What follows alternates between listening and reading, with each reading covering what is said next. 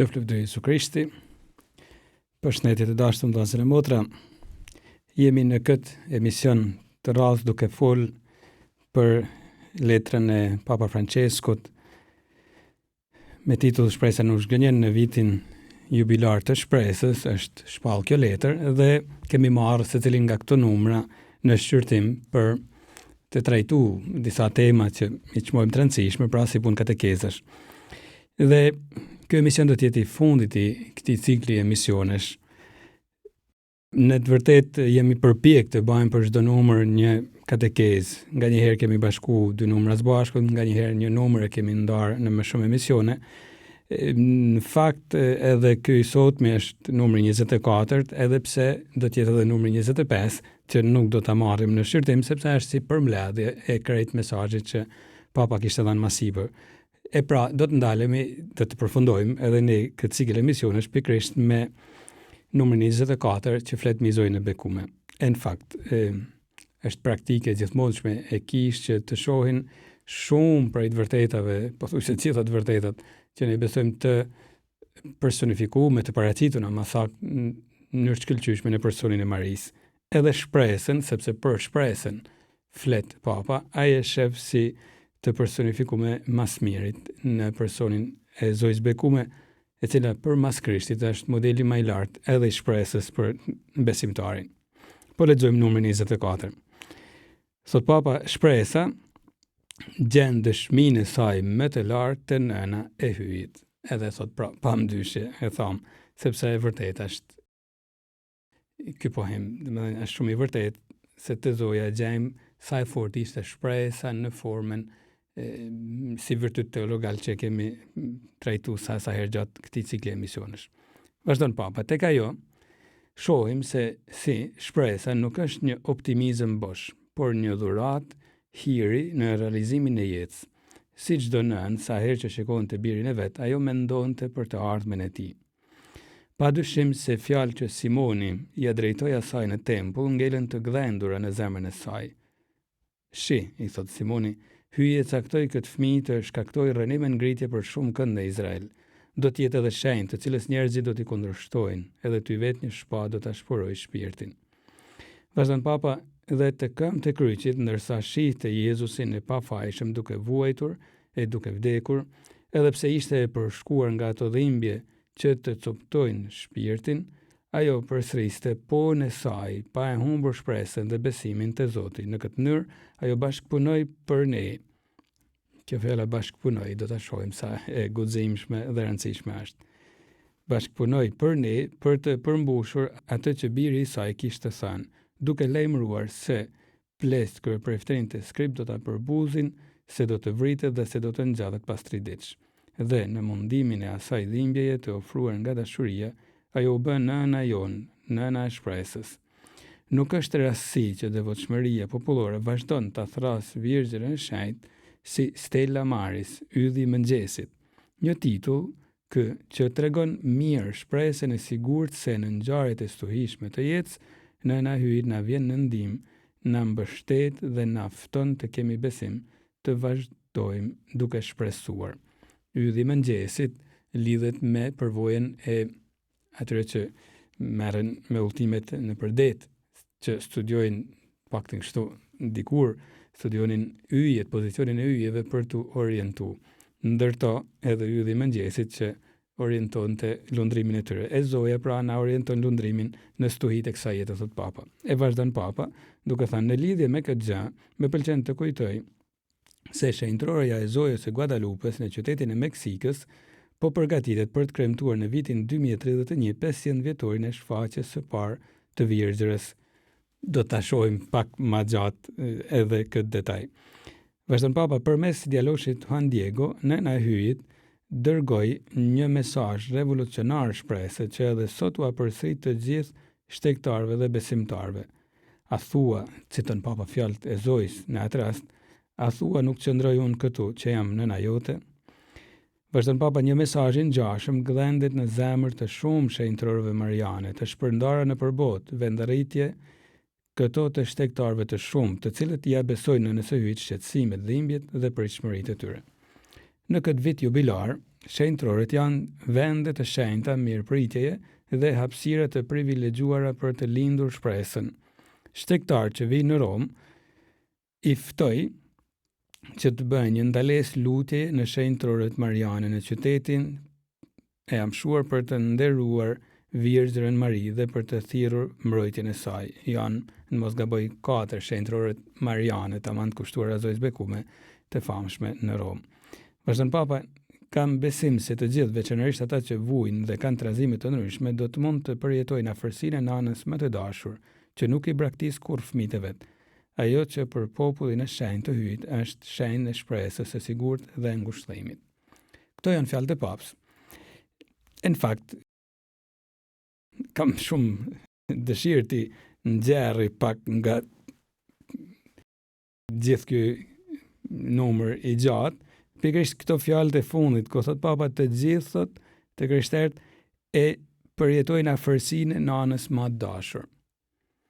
S'di se si ja ban, por kam përshtypjen se gjithë krishterët, katolikë sidomos, edhe patjetër edhe ortodoks, por me aq sa arrin me kuptu katolik mirë të posaçme, ka një devocion të tillë për Zojen, ku mënyra se si e tregojnë të lënë me kuptu se kanë përshtypjen se Zoja merret vetëm me to. Edhe është besoj një përshtypje e saktë, sepse këtë përshtypje e kanë pas shumë shenjtër. Dhe është përshtypje që kanë në fakt zakonisht bijt në nanës, secili prej bijve, nanës e babës patjetër, por në këtë rast Zoja si nanë, secili prej bijve kujton se nana është veç e tija, veç e saj, pra krejtësisht për ta. Edhe pse nana gjithë i ka në zemër, gjithë njësoj, por është si thosh mrekullia e të kanonit nanë. E Zoja këtë mrekullie ka në maksimumin e saj tashmallë për gjithë besimtarët. E vërtet, në këtë rast për katolikë, është kujdes sepse bota protestante nuk e vlerëson rëndësinë e Marisë aq sa duhet. Njëherë një kardinal që ka qenë nunc edhe në Shqipëri, Ivan Dias, ka thonë, ne nderojmë Zojën e bekume, jo dhe aq se kemi vendosur ne kështu, por e ka nderuar Trinia e Shenjtë, e kush jemi ne që të mos e nderojmë. Në fakt, Trinia e Shenjtë e ka zhyt në një formë unike, të vetme, të posaçme, Zojën e bekume në planin e shëlbimit. Kishte drejt Shën Alberti i Madh, një i peshqve dhe mësues i kishës në shekullin e 13, që thoshte këto fjalë: për Marin nuk do të thuhet kurrë mjaftueshëm.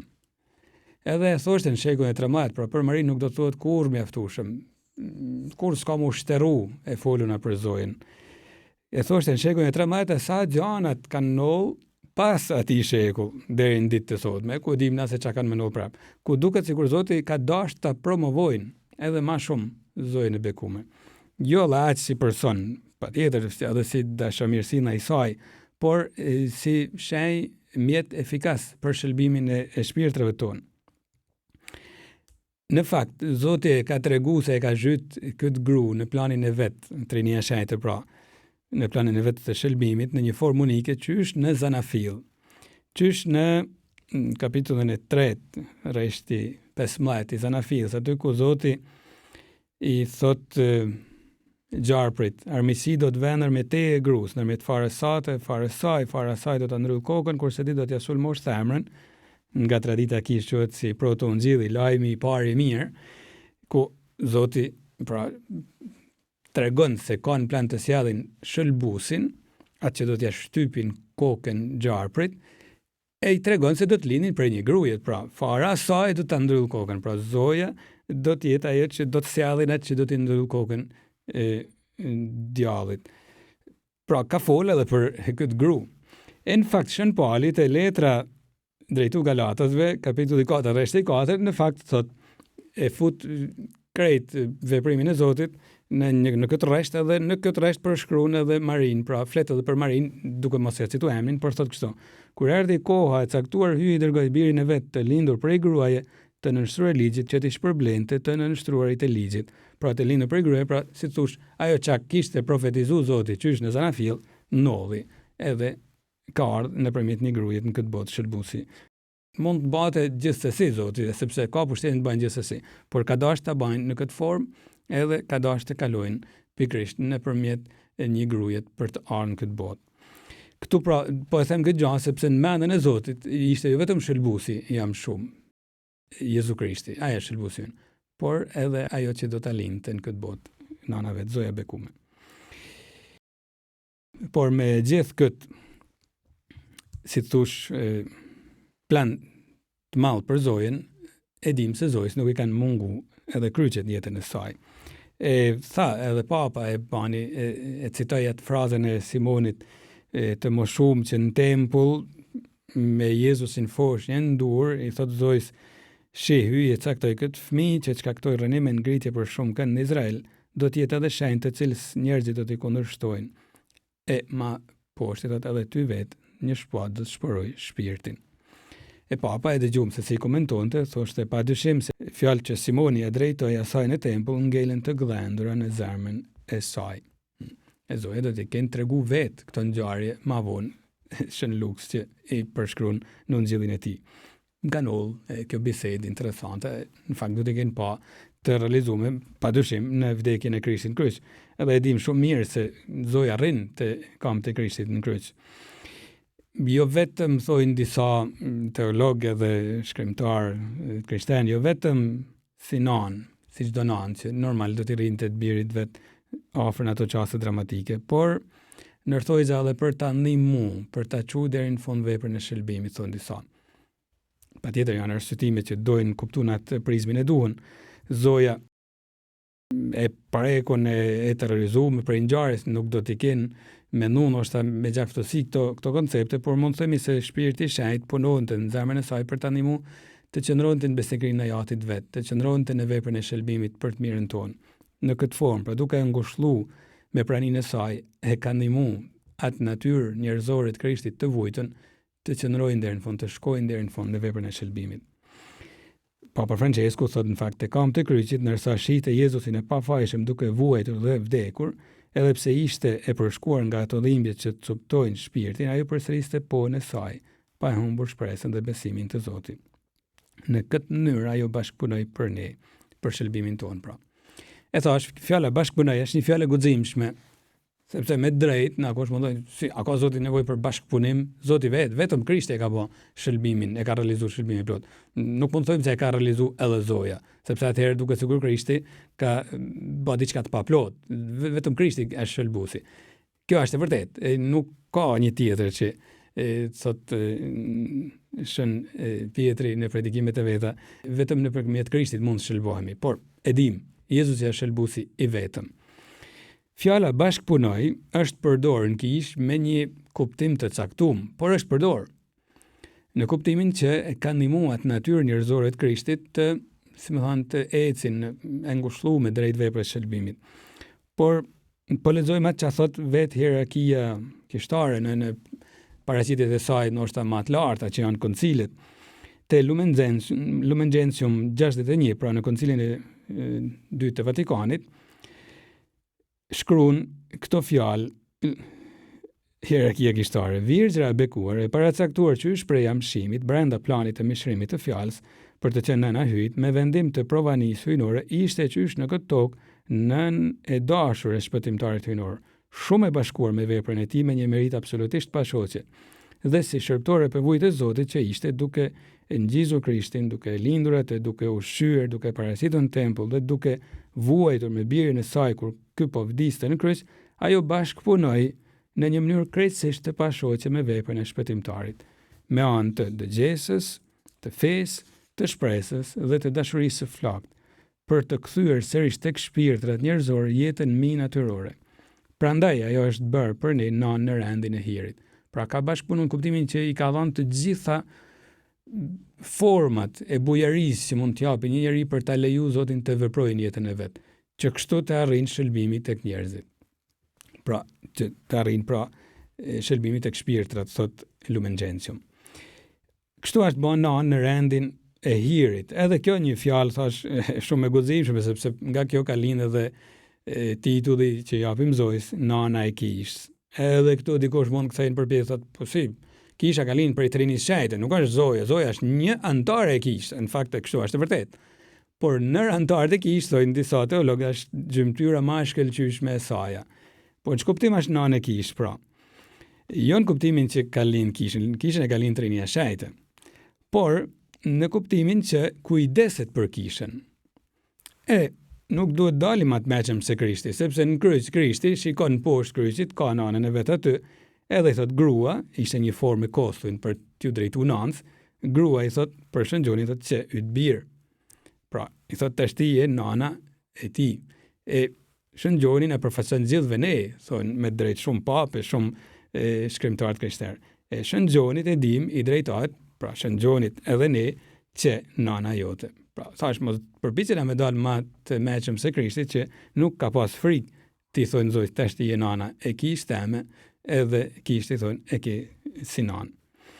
Pra na i Papa Francesku që shkruan këtë letër që jenë aty marrë në trajtes, në 2018 ka themeluar dhe për kujtimin liturgjik të Maris nanës së kishës. Edhe gjithmonë kjo fest bjen të dielën pas ditës së rshajve.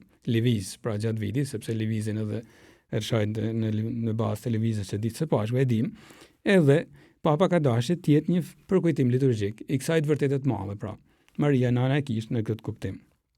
Se ka lanë pra një ndimes të pashoqe gjatë veprës shëlbuse që Krishti e ka bën, por e ka ndihmuar.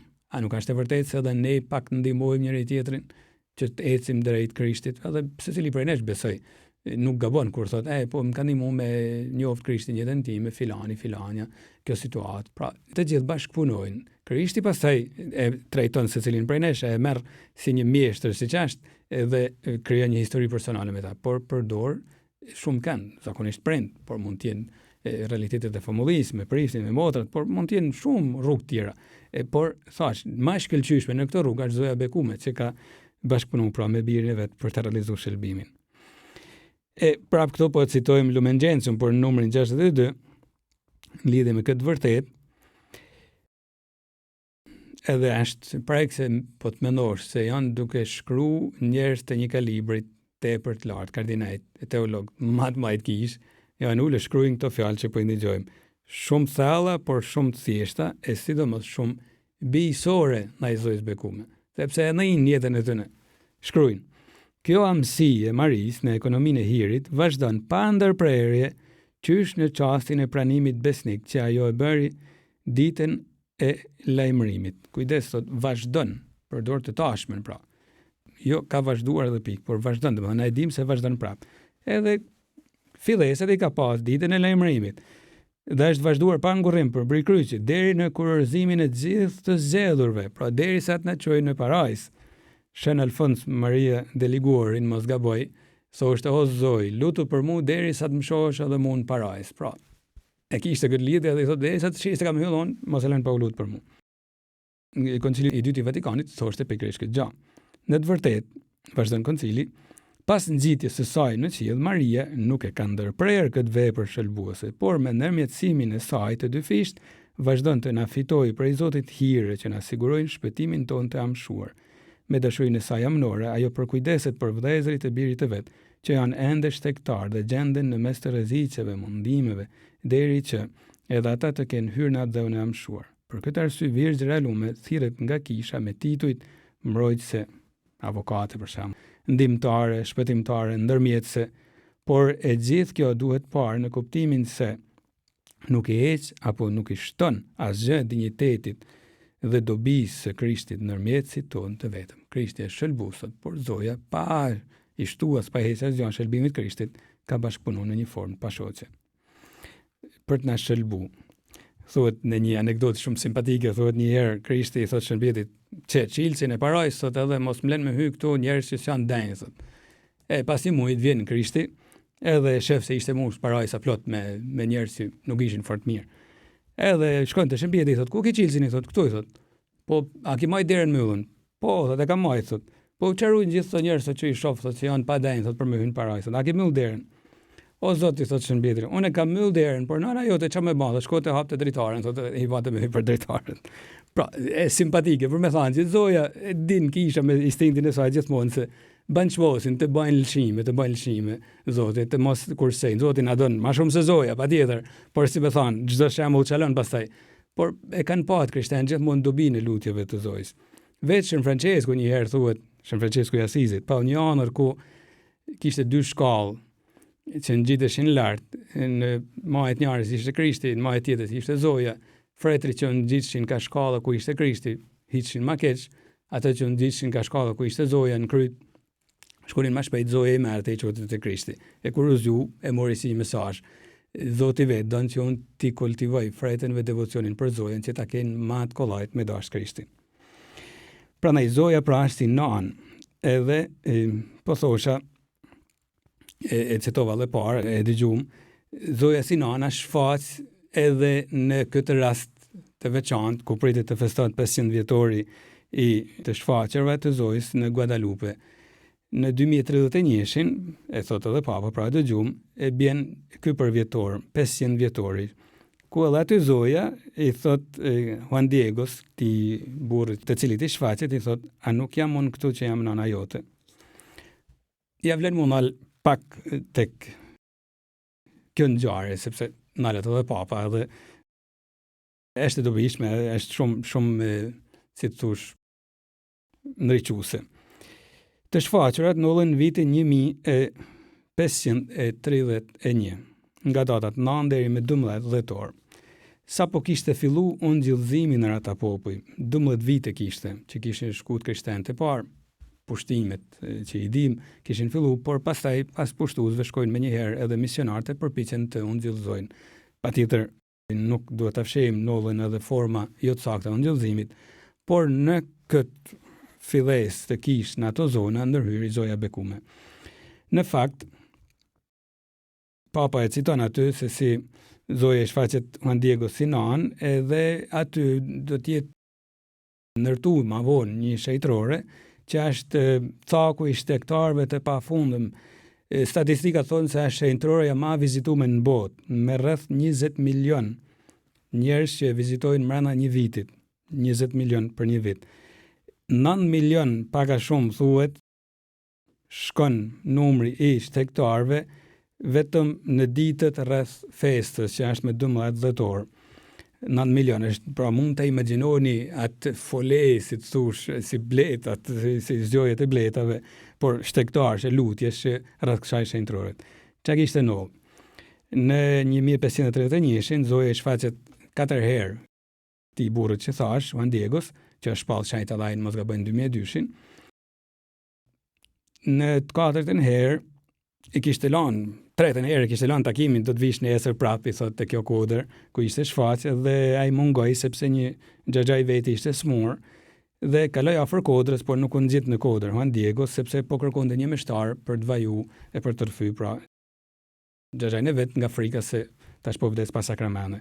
Por Zoja zbret nga kodra dhe i del përpara dhe i thotë pse nuk erdhe, ja tregon, edhe i thot mos ki frikë, thot, a nuk jam unë këtu që jam nana jote, e i thot se xhaxhai do të shërohet, edhe në fakt u shëru atë ditë, mrekullisht, por vazhdo thot misionin që të kam lani, kishte thonë shkojnë te i peshvi, ti thonë që du një shenjtror këtu, nuk e kishte besu normal i peshvi, se mund të ishte në sajes, por shkom lidh do lule, i thot atje sipër në kodër, edhe atëherën shka e qaja i peshvit. Ja qon i peshvit ato lule që i mlell, i fut në prahend vetë, në mantelin e vetë i mshtjell, kur e zbraz mantelin me lulet para i peshvi me disa fretën, me disa të pranishëm, habiten sepse shohin se si ishte në gjit, kishte met, e në gjitun imazhi i Zojës, e rrethuar me diell Zoja, me shumë simbolika tjera interesante, por si kishte mundësi, nuk din me kuptu si kishte ndodhur kjo gjë, fillon t'i japin drejt Juan Diegos.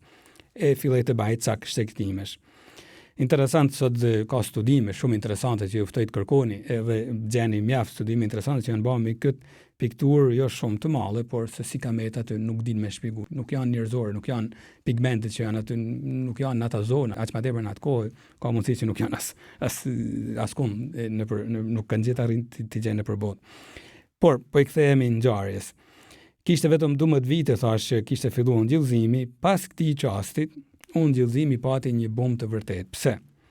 Sepse ky Juan Diego tha që unë kisha dëgjuar thot ditën e parë Cicerin Mazogj, disa johonat amla, muzikë qellore pra, edhe shumë lule thot tek ajo kodër.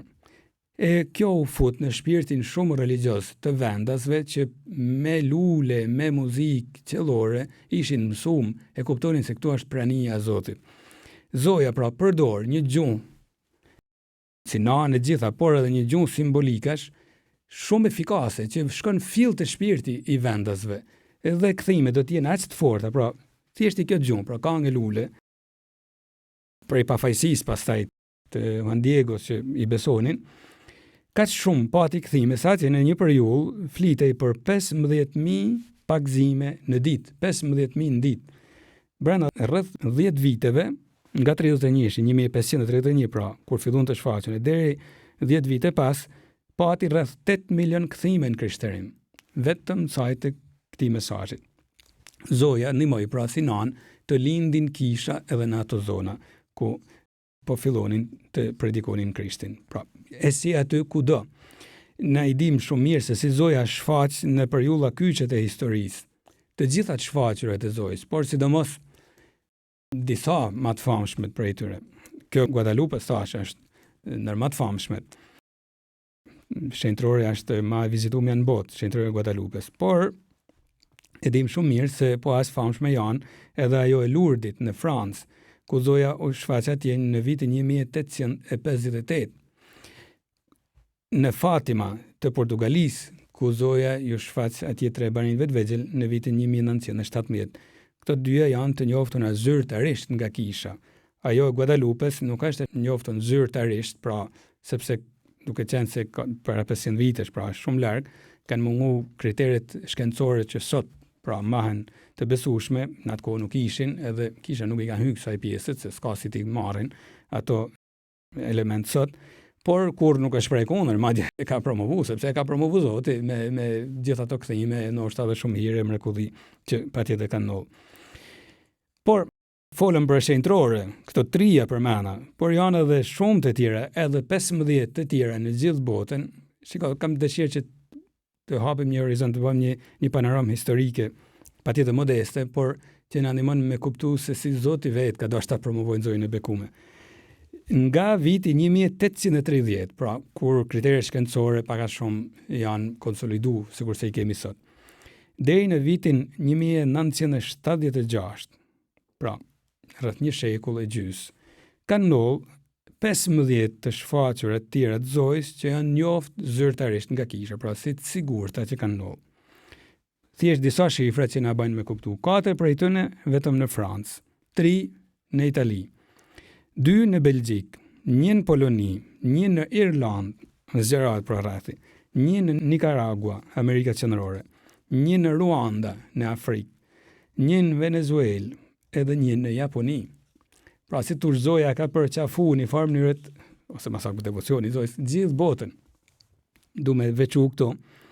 Kjo në Japoni ka ndodhur për 8 vite rresht, nga 1973 deri në 1981.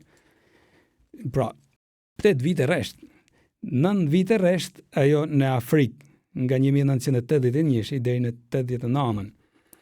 Zoja që tush ka dashur me ndaj gjatë me njerëzit, nuk mërzitet. Më kujton atë që thoshte shetja Teresa e Jezusit, fëmijë, thoshte, unë kam i kërku Zotit një hir që ta kaloj mshimin duke bën mirë në tokë. Pra du me bën mrekullinë e shimit, randafila, hirësh, thoshte. Pas ka dashur me kopju, pse jo, prej Zojës bekume që nuk është nda kurrë për njerëzimit. Por thash, ato janë shenjtroret e njoftuna zyrtarisht, 15 këto që thash tani, por edhe 2 tjerë që thash më sipër, 17 gjithsej. Por janë edhe shumë të tjera që nuk janë pranu zyrtarisht, pra nuk ka një deklaratë zyrtare nga kisha me kritere shkencore, por kisha promovon kultin, shkoni, thotë mos keni frikë. Edhe këto janë rreth 70 në gjithë botën. Këto nuk po hi të zbres në detaje. Por janë të gjitha vende ku ose ka ndodhur një shfaqje e Zojës, ose ndonjë mrekulli drejt për drejt me ndërmjetësinë e Zojës.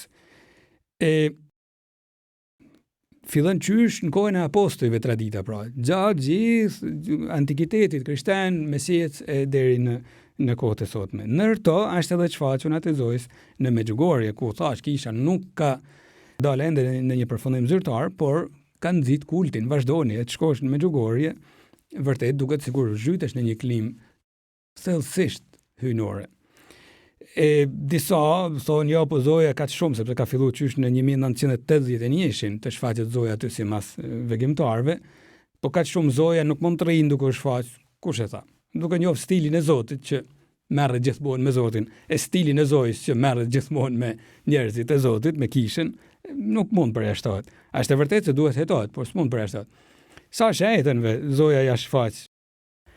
Thuhet në jetën më vjen edhe me bubuzën gaz, por është shumë e dashur si dëshmi. Në jetën e shëhetës Brigida të Suedis, thuhet gjatë një shtektimit kur ishte në Rom, u kriju ideja dhe kuptuan se nga një herë dhe nga dëshmitë e saj, Zoja ka shumë rrite me të gjatë gjithë ditës, saqë i thotë shko ban shërbime të tjera të ndërcmurt, e kush gatunte në shtëpi su marrte vesh sepse kishte shumë smur edhe tek shtëpia kur shërbente.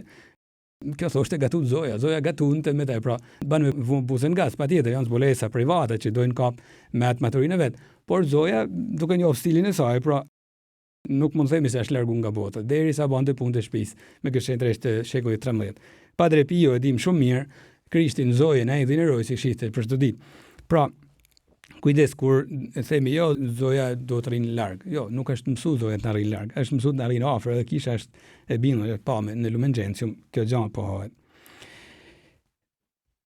Forme për shenjtroret. Sa të shumta janë shenjtroret mariane pastaj, shenjtroret që kanë lind në pas një zbuleset, pra, të sigurt të Zotit, nëpërmjet Zojës bekuar me shfaqura ose mrekullive. Por sa të shumta janë shenjtroret mariane që s'kan se shfaqura rreth historisë të ne, por kanë kultin ndaj Zojës. Janë në shumë shtete, Papa Francesku thotë në këtë vit jubilar, shenjtroret janë vende të shenjta, mirëpritje dhe hapësira të privilegjuara për të lindë shpresën, thotë shkoni thotë në këto shenjtrore, duhet që të shkoni atje, thotë lindë shpresa më shumë, edhe mund të merret edhe hiri i ndjesës. Në Shqipëri kemi vetëm shenjtroren që është Bazilika e Nënës së Këshillit Mirë në Shkodër, por në marbotën janë vërtet shumëta. Ka shumë shtete që kanë shumë. Aq shumë sa që nuk ashtu kush mi numëru gjitha. Thjesht një shifër që mund na hapin pak fantazinë tonë, vetëm në Itali mendohet se janë rreth 1500 shenjtrore mariane, pa llogarit shenjtrore të tjera. Pra, e imagjinoni vetë atëherë në gjithë botën, sidomos patjetër në Evropë që ka një traditë shumë të lashtë krishtere. Këto vende, e thash, lidhen të gjitha me ndonjë shfaqjen, me ndonjë mrekulli. Aty është gjetur ndoshta ndonjë ikonë ose trupore e Zojës në mënyrë të mrekullueshme. Kanë ullë, thash, ndonjë ngjarje që ja kanë njoftë nërmjetësisë Zojës. Duken të gjitha sikur Zoti vetë ka dashur mi promovu këto vende. Edhe meritën njerëzit ja kanë lënë Zojës, sikur edhe Zoti ka dashur me ja lënë meritën Zojës. Kujdes. Merita shkon të gjitha Zotit, por Zoti nuk e ka kompleks këtë gjë. Vazhdoni merrni me Zojën se ajo di se ju bën ton. Është në praktika e kish, pra që Zojën gjithmonë e kanë i afër. Prandaj thash, kjo panoramë shumë e shpejtë që u përpoqet të jap si thosh gjeografike, historike, dën me tregu këtë vërtet, si Nan nuk është largu asnjëherë, edhe pas ngjitjes së saj në qiell. E ka përqafuar marbotën. Sa e vërtet, pra, del ajo që e thoshte Koncili i Vatikanit në Lumen Gentium. Në vitin 1965 ka përfunduar ky koncil, edhe aty thuhet, pas ngjitjes së saj në qiell, Maria nuk e ka ndërprer këtë vepër të saj shëlbuese. Shëlbimin e sjell Krishti, e thames, po përsërisim, por ka bashkëpunuar në atë formë si Nan për të shëlbuar shpirtët. Nuk mund të rrinë pa u marrë me shëlbimin e shpirtrave. Prandaj, nga që Zoti vetë ka dashur ta promovojnë, edhe kisha e ka mirëprit, e ka pa këtë promovim, edhe ka promovuar edhe ndjeshmëria e të krishterëve që është gjithmonë pse i gjejmë ato fjalë të bukura për shembull në Shkrimin e Shenjtë, me gjitha është himni i Marisë, që mendohet se është edhe një formë, prandaj kisha e ka rrit me kaq shumë dashni, një formë e kishte hershme, pra, qysh me apostujt e brezi i dytë, ndoshta që e kanë njoftë Marinë, qysh me të një formë e hershme për të thurë lavdet e Zojës, ku ajo fraza për shembull, shikoj me pëlqim mbi shërbëtoren e vet të përvujt. E ka thënë Zoja, por duket sikur e ka thënë edhe kisha për Zojën, kisha hershme, kisha fillestare. Të gjitha breznit do të më quajnë të lumtur, e thot Zoja, patjetër mund të kenë edhe një himn, thojnë biblistat që ka qarkulluar në atë kohë. E Zoja e ka lutur në atë pafajësinë e saj, në atë shpirtin e saj të pastër, por sa të vërtetë kanë pa pastaj unë zyrtar që Luka nuk druhet ta vën gojën e Zojës bekuar me një him tillë, edhe thotë që Zoja si shkon i gjatë të gjitha breznit do të mëçojnë të lumtur, sepse shën Luka fill dhe ka kuptuar se këtu sikur thoshte shën Alberti pastaj që e citova, për Marin nuk do të thuhet kurrë mjaftueshëm. E kemi të bëjmë me një rast unik. E prandaj hierarkia kishtare, si të thush, është një mund të fuqizohet pastaj në meditimet e veta teologjike rreth Zojës bekuar. Janë 4 të kremtet liturgjike gjatë vitit. 4. Shumë. Të kremte, pra, festa solemne. Disa janë për kujtimet liturgjike, që nuk null me asnjë shenjë tjetër. Gjithsej janë rreth 12, pra mes kremteve e përkujtime.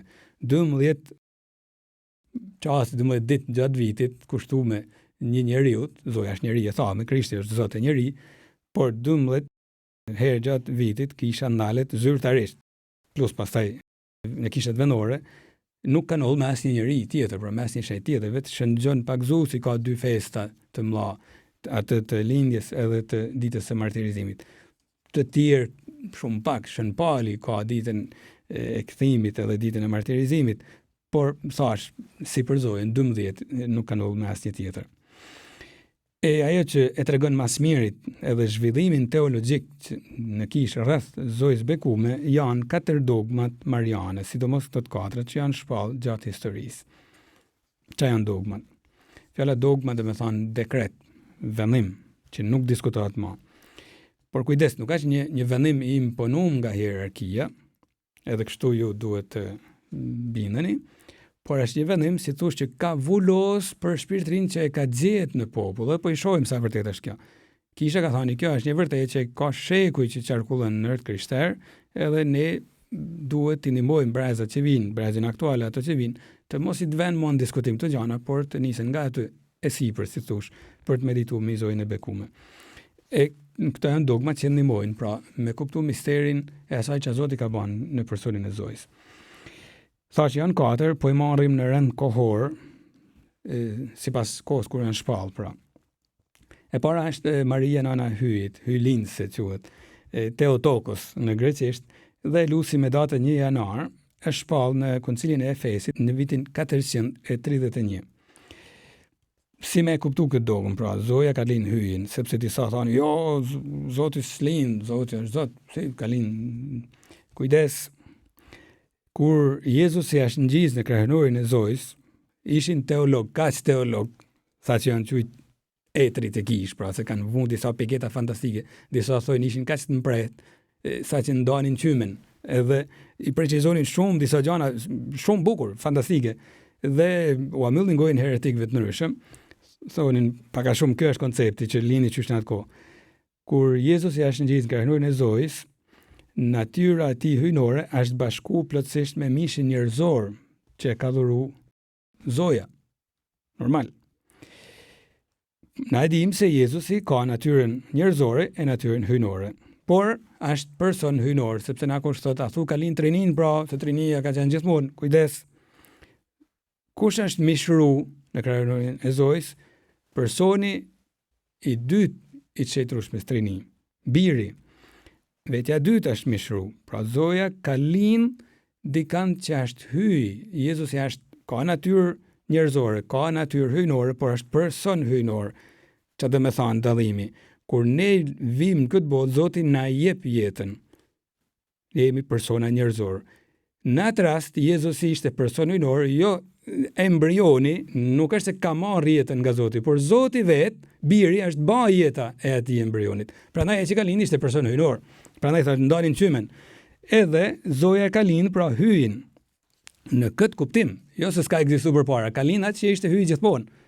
E kjo dogëm e kuptoni fill, nuk ka për qëllim me mbrojt Zojën, po me mbrojt dinjitetin e birit, që është hyj, nuk mund të themi ma pak është ka lind hyjin, është hyj. E këtu ishte Ario ai që kishte mjall ato teoritë e tij, herezitë e tij, ku Jezusi nuk e quante një hyj, njësoj si ati shpirtin e nejse, por thash, me këtë dogëm mbronin edhe, sidomos aty synoj të mbronin hyjnin e Krishtit.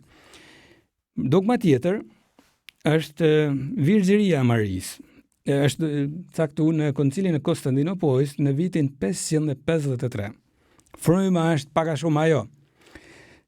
Por këtu kalon edhe në për shpirtëri, edhe çfarë për shpirtërijet. Do të thotë, pra, po e shpjegoj çfarë do të thotë. Do të thotë se zoja ka ngjizja saj ka noll në mënyrë mi natyrore, jo natyrore, sikurse noll normalisht. Ka noll për virtyt të shpirtit shenjtë, sikurse e themi edhe ne besojmë. E kështu ja kishte thënë edhe kryengjëlli Gabriel, pra, shpirti shenjtë do të zbresë ty etj. Maria, pra, ishte virgjër para ngjizjes, gjatë lindjes edhe pas lindjes, thot kisha. Çfarë do të thonë? Se ajo në trupin e vet ka qenë gjithmonë krejt e Zotit. Kujdes, këtu rreziku që të bëjmë si turpshëm na ban mos me kuptu bukurinë e kësaj dogmet. Maria është modeli për sosën i kish, çfarë do të thonë? Kjo dogëm jo vetëm mbron anën fizike të Zojës, pra virgjëria e Marisë, por edhe anën shpirtërore. Zoja ishte fizikisht krejt e Zotit, sepse ishte krejt e Zotit edhe shpirtërisht. Ishte kaq e bashkuar me Zotin, sa që s'ka ndodhur kur me një njeri me kaq i bashkuar me Zotin. Virgjën në këtë rast pra nuk i është dhuruar asnjë gabimit njerëzor. Pra ka dashur të jetë krejt me Zotin. Edhe është modeli kish, modeli më i përsosur i kish. E kisha është si Zoja, virgjë dhe nan. Çfarë do të thonë? Ruan të pacënuar të vërtetat që Zoti ja jep, pra këtu virgjëria kish, edhe nan kuptimin që me atë formë, duke qenë krejt e Zotit, lind Krishtin në botë, sikur bani Zoja, e çon Krishtin në botë, e lind për jetën e mëshume një mori të pafundme bijash. Këtu është përmendrojt patjetër personin e Zojës, se nga aty ka filluar nga një ngjarje pra konkrete, por edhe një të vërtet madhe që është misioni kish në këtë rast. E treta dogëm është shumë e famshme të zanënit pamkat të Zojës, ose si e quajmë ndryshe, Zoja e papërlyme. Kjo ka një fest me 8 dhjetor. Është shpallë, dogëm fejet nga Papa Pio IX në vitin 1854. Interesant, shumë vonë, 1854, por qysh në Ungjil e dim shumë mirë se si engjëlli Gabriel, kur i shfaqet Zojës, i thot të falem o hir plote. E teksti thot Maria u çudit, çfarë do të thot kjo përshëndetje? Në pafajësinë e saj Zoja nuk e ditë se jam zonën pa mëkat. Normal, e ka marrë vesh në Ungjil, si më thon. Por interesant, Zoja nuk çuditet se pa një engjëll, me pa një engjëll tremem. Zoja ka gjasa që ishte mësuar pa engjëll, por nuk ishte mësuar në gjuhë një fjalë tillë, hir plote. Kush mund të jetë hir plote? Gjithë jemi mëkatnor. Por engjëlli thotë, jo, i zbulon edhe misterin e saj. E asaj që ka bërë Zotin tet. Ka rujt për imkatit të rrjallshëm. Edhe ti je pastër edhe sot e kësaj dite si përzime kur imkat. Krishti nuk mund mëkat ndonte, se Zoti s'mund mëkat ndonte. Zoja po, si Adami e Eva, mund mëkat ndonte, por është rujt e papërlyme, në shqipe kemi shumë bukur pra, e papërlyme me mëkate. Edhe engjëlli Gabrieli thot, je hir plote, shën Luka nuk druhet ta vend në Ungjillin e tij këtë term, e s'ka frikë se tash po merr dorë shën Pietri, shën Pali, Ungjillin e tij apo i thonë çka ke shkruar këtu për këtë njerëz hir plote, s'ka frikë sepse ishte bindje për hapun e kishën fillestare. Ai njeri është i veçantë. Normal, përballë diellit, Ciriu që më ndor, normal që nuk tërheq më vëmendjen. Krishti ishte dielli. Në Ungjill patjetër për Zojën flitet shumë pak, por ajo pak çfarë flitet është fantastike, hir plote. Edhe prandaj pra, kjo dogë me fes 1854 tregonte një të vërtetë që ka filluar qysh me kishën e gjithmonë është majt ashtu. Zoja është pa mëkat. Jo vetëm që është rujt nga Zoti në një formë që nuk kemi hapësirën këtu ta trajtojmë. Në parapamje të meritave të Krishtit është rujt nga Zoti. Gjithmonë ishte edhe Zoja, kujtona që thash në fillim. Gjithmonë ishte në mendjen e Zotit, shëlbusi, edhe ajo gruaja që do ta lindte shëlbusin. Edhe e ka rujt për mëkatit, duke qenë se shëlbimi i Krishtit është jashtë kohës, ka rujt nga mëkati Zojën që edhe pse ishte para se të realizonte misteri i Pashkëve, por po thosha, Zoja ka vazhduar pastaj të qëndrojnë pa mëkat. Padre Gabriel Amorth, një egzorcist shumë i famshëm, një herë tregonte se si i thoshëm, pse ke frikë për Zojës, i thoshëm, pse ke inat Zojën. Djalli i përgjigjet, më vjen inat se s'kam arrit kur ta bajnë me mëkatnu në kur farformet gjatë jetës saj toksore. E thash Zoja mund mëkatnonte, ka qenë nëna Krishtit, por lirinë e kishte si Adami e Eva, thash që mëkatnonte, mandej Zoja nuk e ka bën. Edhe djalli çmendej se paska mujt më e bën me mëkatnu asnjëherë gjatë jetës saj toksore. Është interesante me ditë se 4 vite pas kësaj dogmet, u shfaq Zoja në Lourdes të Francës, ju shfaq një vajzë 14 vjeçare, Bernadette Soubirous, shenjtresh shumë e dashur, në 1858, edhe ju shfaq pikërisht, pra unë jam të zanonit e pamkat me këtë emër. Shenjtja Bernadette Soubirous, 14 vjeçare, ishte pak, si më thënë, analfabete, sa që edhe kungimin e parë famulitari thuhet ngurojtja jepte sepse nuk ishte shumë e zgjuar, edhe në fshatra shumë të humbur. Lourdes ishte shumë i humbur në atë kohë si fshat në Francë. Dhe i tha famulitarit që i thoshte, më ka thënë një grua e bukur që don një kishë atje. Thuaj si e ka emrin, i thot famulitari, për ta nis. Kjo vjen një ditë, i thot, më ka thënë kam emrin, jam të zanonit pamkat. Famulitari thot, ku keni dëgjuar këtë fjalë? E njifte se s'dite as me lezu për smarit. E thojnë vetëm teolog këtë fjalë. Ka marrë duke përsërit rrugësi, se ma ka thënë ajo Zoja. E nga këtu ai filloi të japin alarmin se këtu diçka punon. E derisa pastaj kisha e pranoi zyrtarisht. Shumë bukur, pra Zoja prezantohet, jam e vetmja që është zon pamkat edhe kamet pamkat gjithmonë. Por sa bukur është për ne, pra që jemi të bamë me kënë krejt Zotit, nuk është vetëm për me thur lavdë e Zojës, por edhe misionit që na pret në këtë jetë që kemi secili. Dogma 4 është të ngjiturit e Marisë në qiell me trup e me shpirt. Kjo është shpallë dhe kjo shumë vonë nga Papa Pio XII në 1950. Kremtohet me 15 gusht e ka filluar me u kremtu zyrtarisht, si të thush në disa dioqeza, në Jeruzalem për shembull rezulton qysh në shekullin e 5. Shumë ka herë, në perëndim në shekullin e 7. Jo, po pse nuk e kanë zyrtarizu fill? Kisha nuk e ka pasi problem. A nuk është diçka që shkon kundër bindjes së krishterëve, jo. Po pse nuk e shpallni papa gjithë, avash, gjana që presin, nuk është ky problemi. Ai shkojnë mrapa. A është e vërtetë që kombinon me bindjet e apostujve, sepse thuhet në disa tradita qysh me apostujt, apostujt tregojnë se Zoja ishte në gjithë në qiell, nuk ja gjejnë trupin, se të thush në varrin ku e kishin varros.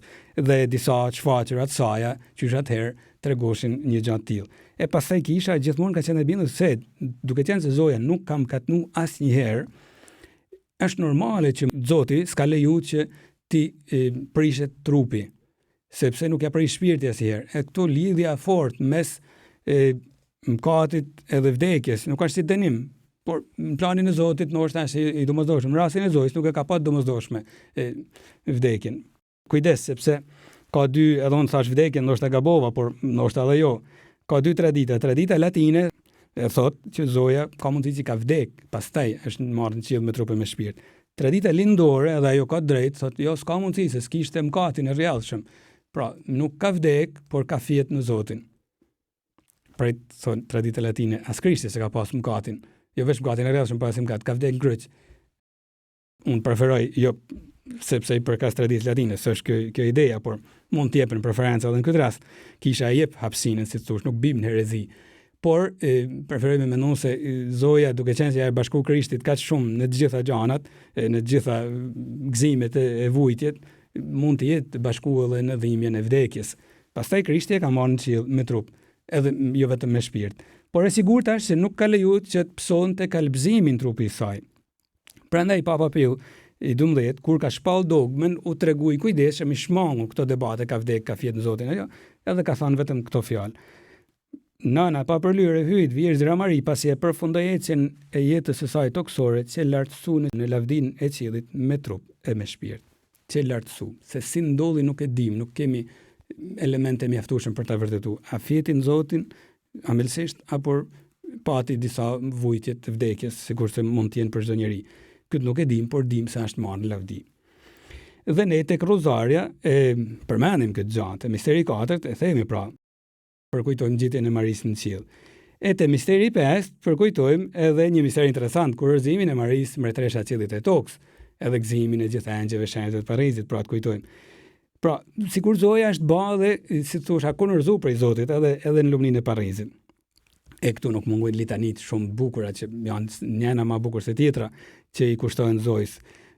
Drandofidhja mrekullueshme, për shembull, është një që mund pëlqen shumë, por janë shumë të ndryshme. Prandaj ekziston edhe një përkujtim liturgjik që e përkujton Zojën me 22 gusht si mbretëresha e qiellit edhe e tokës. Thash, përmenda Rozarin, sa shumë e porosisin papë të shenjtit në ndryshëm Rozarin e bekume. Ka shkruar një shenjt, Shën Jose Maria Escriva de Balaguer. Bekuar qoftë monotonia e rozares shenjtë, e cila pastron monotoninë e mëkateve tona. Boll këtë thot, 1, bekimi i parë, plus sa shenjtën tjerë kanë porosit zojën e bekume. Egzorcistat e ndryshëm janë burim që të bajnë me menu, thonë, e kanë nëgju djallin duke thënë se çdo të falemi Mari për ne është si një goditje me shkop në kokë. Nuk duhet t'i bajmë, nuk të lusim falemi Mari për trem djallin, na duhet t'i lusim për dashnit Zotit dhe zojës bekume, si pasojë e dim se paska bekimet mëdha. Pater Gabriela Morsh që citohë, më pëlqen ta citoj se është shumë i famshëm. Një herë i thoshte djallit, pse të shoh se i ndinjohesh shumë kur të përmendi gjatë egzorcizmit, sidomos Zojen. E ai thot më përgjigj, të jemi mundur nga Zoti e pranoj disi. Tha Zot, por të jemi mundur nga një krijesë, nga një njeri, thot e kam vështirë ta pranoj thot. Pse Zoti i ka lidh hire fitoret e këtij njeriu. E prandaj thash, devocioni ndaj rozares duhet jetë shumë i dashur. Interesant se si përpara deri në shekullin e 13 ka qenë shumë i famshëm. Rozari nuk ka qenë kështu si sot. I 150 nuk ishin të falim Mari, por ishin aty hyn. Nga murgjit benediktin, pastaj e morën sidomos dominikan, filloi të zëvendësoj me 150 të falemi Mari, rozare, roza trandafil, në latinisht rozarium, roza, kuror trandafilash që ja vinin murgjit në kokë truporeve të zojës, edhe filloi të linin pra devocioni i rozares, pra kurorës trandafilave, e lutja rozares u quajt si një kurorë trandafilash e kushtu zojës bekume, që ajo pastaj këto trandafila, to lutje, ja paraqit Zotit me duke i fuqizuar me ndërmjetësinë e saj. E Papa Piu i 5, Shën Piu i 5, në vitin 1569, e caktoi festën e rozares me 7 tetore dhe e formuloi, si thosh, e përfundoi rozarin ashtu pak a shumë siç e kemi ne sot. Pak a shumë shtesa vetme u bë pastaj nga Papa Gjon Pauli II, kur kërkoi që të futej edhe ajo lutje Jezusim e tjerë pra na shpëto për flaks fare që Zoja porositi në shfaqjet e saj në Fatima. Kemi arrit në fund. Zoti vetë thash, pra, e thash që fillim. Ka dashur ta promovojnë këtë gru me çdo krijesë. Me intuitën e saj të pafajshme Zoja e kishte kuptuar këtë gjë, citova më sipër, kur kishte thënë të gjitha breznit do të më quajnë të lumtur. Kishte pasë kush i hapet Zotit nuk meti çgënjym. E prandaj Papa e ofron si model shpresë, thot shpresa gjen dëshminë e saj më të lartë tek nana hyjt. Kush i hapet hirit Zotit ka gjithmonë shpresë. E Zoja ishte dëshmia më e lartë. Tu fjala më e lartë më pëlqen shumë. Pra dëshmia më e lartë, s'ka kush shkon më shumë. Më kujta një herë gjatë studimeve, kur isha në seminar, e pyeta një profesor shumë të dashtun për ne, atëmarë imperatorin. Ishte konteksti që pranoi një pyetje tjetër, cila është krijesa më kryevepër e Zotit? E ai më një herë tha, Virgjëra Mari, nana e Jezusit, s'ka tjetër. E interesant, meti me ajo përgjigje. Ajo është krijesa më e lartë, kryevepra e Zotit. Prandaj shetja Tereza e Jezusit fëmijë thoshte këtë fjalë shumë bukur, me thjeshtësinë e saj, por shumë të thellë, sepse kapte me intuitën e shpirtit të saj, 24 vjeçë ka kaluar prej kësaj botet, por me intuitën e shpirtit të saj, prandaj është shpallësuese kapte gjëra fantastike. Thoshte, ju drejtonte Marisi, thoshte, o Mari, un jam më me fat se ti, sepse kam një nanë si ti. Pra, se je kaq e mirë, un jam më me fat se ti, se nana jote nuk është kaq e mirë sa je ti.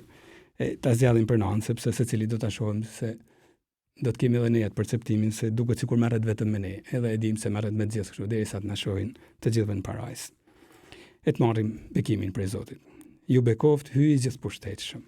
Ati, Biri e Shpirti Shenjtë. Amen.